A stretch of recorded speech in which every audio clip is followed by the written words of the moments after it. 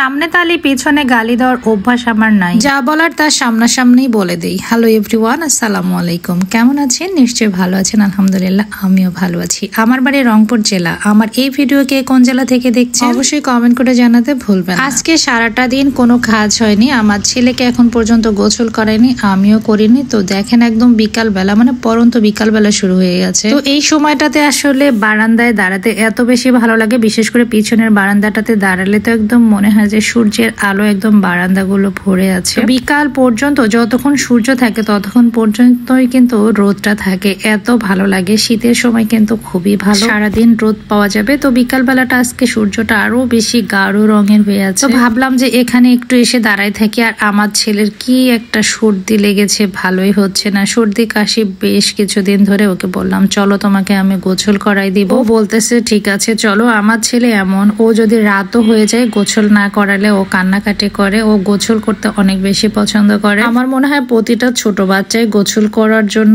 অস্থির হয়ে থাকে, সেটা রাত সকাল যখনই হোক না কেন। দেখতে দেখতে সূর্যটা ডুবে যাচ্ছে। এদিকে আমার ছেলেকে গোসল করাই টরাইকে ঘুমাই দিলাম। দেখেন কত সুন্দর ঘুমাই গেছে, একটু আরাম হলো ওর। ওকে যদি গোসল না করাতাম ও কিন্তু রাতেও ঘুমাতো না, গোসল করলে ও অনেক আরাম করে ঘুমায়। এদিকে আমার ছেলেকে ঘুমিয়ে দিয়ে আমিও গোসল করার জন্য রেডি হয়ে যাচ্ছে। আর এদিকে দেখেন প্রায় সন্ধ্যা লেগে আসতেছে। আজকে আমার কোনো কাজ হয় না, সারাদিন কি করলাম না করলাম কিছুই বুঝতে পারছি না। দিনটা এত বেশি ছোট হয়ে গেছে যে নিজের কাজের বাইরে অন্য কোথাও সময় দিলে আমি আর সেই সময়টাকে কভার করতে পারি না। এদিকে আমি তাড়াতাড়ি করে গোসলটা করে নেব। আমি ভাত খাচ্ছি, মাগরিবের আজান দিচ্ছে, এমন একটা অবস্থা। চিন্তা করা যায় এরকম এই শীতের সময় এত দেরি করে গোসল করলে তো জ্বর নিশ্চিত আসবে। ভাত খাইতে খাইতে আমার মনে হচ্ছে যে আমার অনেক ঠান্ডা লাগছে, কারণ ভাতগুলোও ঠান্ডা হয়ে গেছে, তরকারিগুলোও ঠান্ডা হয়ে গেছে, তারপরেও খাচ্ছি, অনেক বেশি ক্ষুধা লেগেছে। আজকে শুধুমাত্র নিজের একটু অলসতার কারণেই আমার এই অবস্থা। যেহেতু আমি সব কাজ নিজের হাতে করি, এই জন্য একটু বাড়তি সময় যদি আমি এলোমেলো করে ফেলি এটা আমি কাভার দিতে পারি না। তারপরে মোটামুটি সবকিছু ঝাড়টার দিয়ে গুছাই টুছাই রেখে গোছল করে ঈদে সন্ধ্যাবেলা খেতে বসেছি। যাদের